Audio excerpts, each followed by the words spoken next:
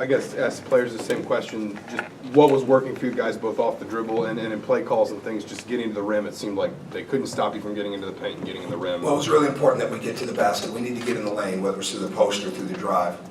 And I thought we were pretty good at getting to the basket in the first half. And it was there in the second half, and then we started to settle. And we didn't come out with 5 guys having the needed energy defensively that we needed. And we let Jackson get loose after doing a very good job on him in the first half. And then we started settling for jumpers. And they had sagged their defense, I think, some. But that just meant that we needed to reverse it a little bit more. But we made some changes. We changed our defensive coverages. And when we cut it to 8, I believe, we were playing solid, but our crowd went to great. And our crowd was exactly what we've become accustomed to them being. We got down, and I know the last couple of years we haven't been in many of those situations as much at home, but we got down and our crowd got us back. And I thought that was the absolute turning point in the game because our guys fed off of that. We had a lot of different lineups up there, and it was just a matter of changing the momentum of the game, and the crowd did a great job of that in helping us.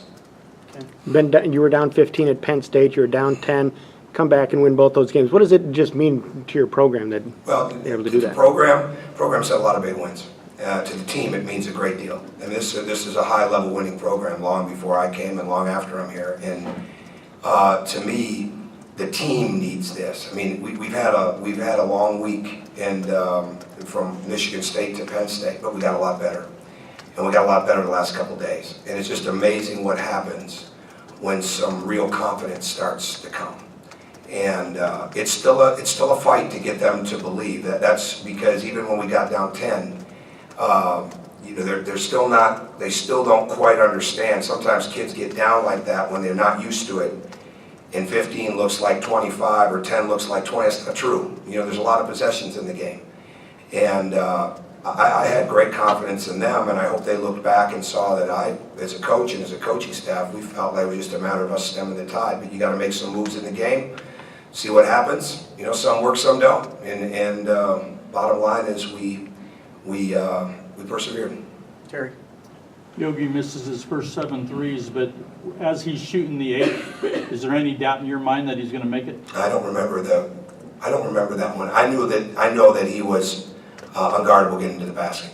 But that's the biggest difference there. And so the biggest thing, he's a big game player. I mean, he's the last time he didn't win a championship was his sophomore year, and I think he probably won his conference. He finished as a finalist, right? You know, for the championship at Park Tudor. So he knows how to win, and he's getting better. And I thought he had some carryover on some of the stuff that we wanted to do in this game, because what we try to keep getting these guys to understand is we're a concept team, but we're also very game plan specific. So there's a lot of things that you want to have down that are your concepts, offensively and defensively. But today it was game plan specific, and some things for him offensively were game plan specific. And he transferred those skills right to the court today after a couple of days, and that's what makes us different. You know, when he's attacking and there's no predetermination, when he's not settling, he's fantastic. And he made a big difference for us tonight. Rick, Stan played a lot of minutes. He played a lot of minutes in crunch time, and he looked like he was attacking the rim with a lot of confidence. Absolutely. He's natural at that. You know, he's got a gift of that, and he's gotten better with his right hand. And that's been a big deal. A lot of improvement there. I mean, if you could have seen him at the beginning, I mean, he didn't trust his right hand at all because it wasn't good enough. You know, now it's a lot better. And it's going to get better. But he's got a lot of fight in him. I thought it was a change when we put him in. And put him on Jackson. And then we didn't get any momentum because we kept shooting jump shots. And we made a couple more substitutions, changed our defense, and we took off. So he was a big part of all of that, though.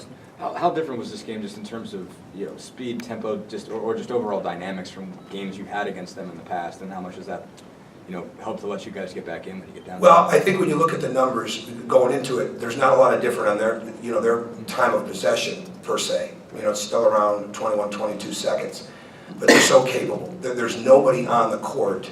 You have to have some risk reward, and that's what we did when we got down 10. We had to play the risk reward game a little bit with some defense, and fortunately we were rewarded. You know, and then there's times, I mean, you can't. It's very hard to double them because they take they take conventional defense, help and recover, post doubling, all those things to another level. When you do it, they expose you. And if you look at late in the game, and this was one of the biggest things that we showed the team leading up to this game, especially last night, how close some teams have been to them, and then they give in.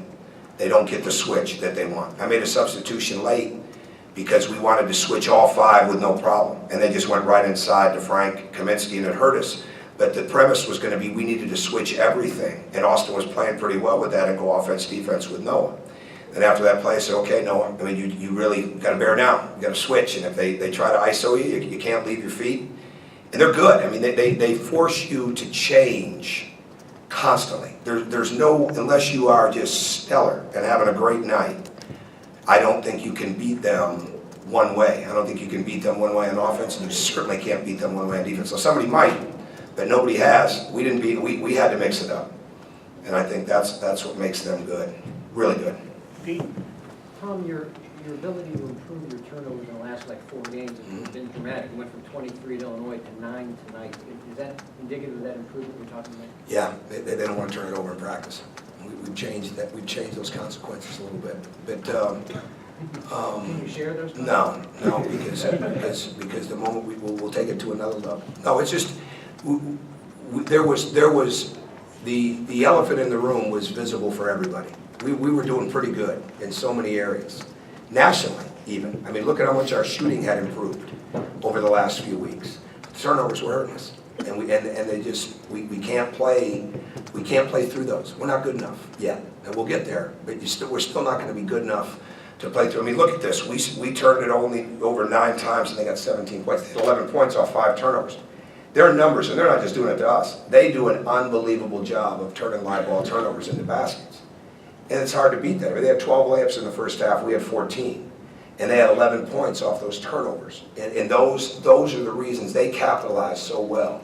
So the bottom line for us is we've just got to continue to understand that. We've moved some people around. We've tweaked some sets. We've added some things. We've deleted some things because this team is just not able to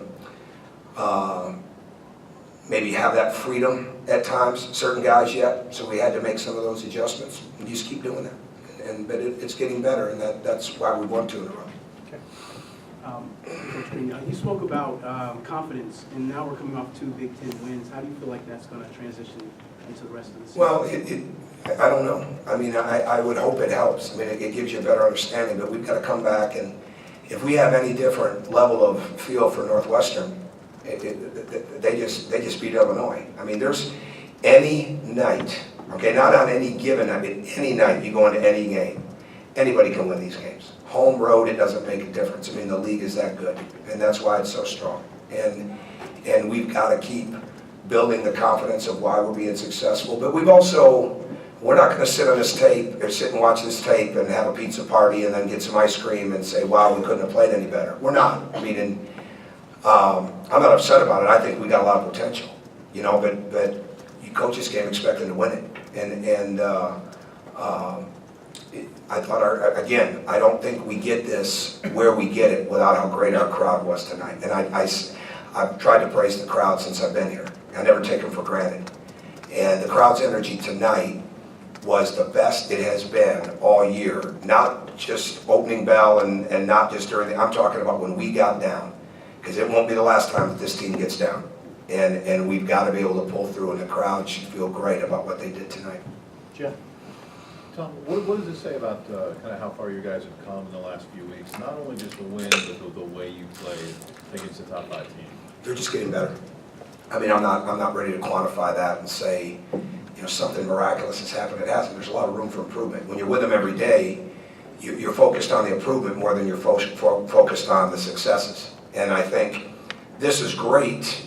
There's the other day really helped change us because 2 things happened that hadn't happened. We made a big comeback, okay? 15 points down. We hadn't done that, okay?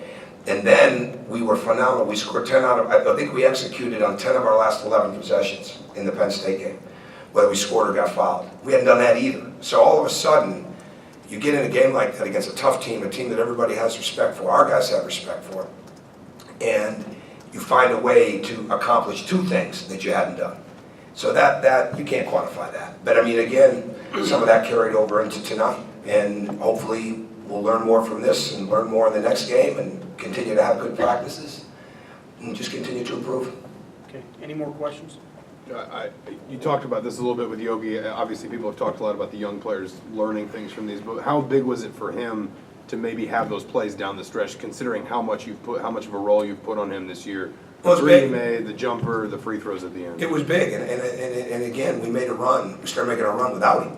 And I think it's really important that everybody on the team understand that we have to play a certain way, and you have to take what the game is giving you. And some nights it's going to be balanced.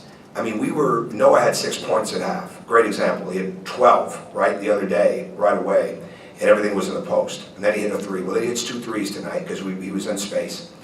And yet, but we were getting to the rim. We had 14 layups. So we didn't establish the post game because we were driving to the rim, and we had the court spaced, and so we were doing good things. The game is always giving you something, no matter who you're playing, and you've got to stay diligent enough to figure that out. And don't get away from it until it's not working. And then hopefully you have enough other things that you can go to. And that's what Yogi's got to continue to grow into, and he is. There's no question about it. Like I said, concept-wise and then being game plan specific. Without being specific, he did a fantastic job of that tonight. And he's really, really grown as a player and grown as a leader. Can you see any parallels between the Penn State win and this win with the NC State win and the Kentucky win a few years back? Oh, man. No, man. I can't even think like that. It's so different. No, this team, like I said at the beginning, the program's had great wins. This team needed this. This team needed Saturday too. And the coaches that I heard from the last couple of days, they knew how big a win that is because people know how tough Penn State is. They know how tough it is to go in there, and they know how tough it is to win when you're down 15. So that was huge. And then coming back and getting this was really good. And I thought they really locked in. You'd like to have more time for Wisconsin, but we didn't. And it doesn't matter. I mean, you have to come out and you have to execute, and sometimes you got to make some changes on the fly, and our team is really growing in doing that. Anything else? Obviously, Jeremy didn't play again today. Is this going to be a long-term situation? Well, we'll see. I'll play him when I put him in. And he's doing a fantastic job, and we just trying to help make sure that he keeps his, getting his focus to be prioritized, and we'll go from there. Okay, thanks. All right, thank you. Thank you.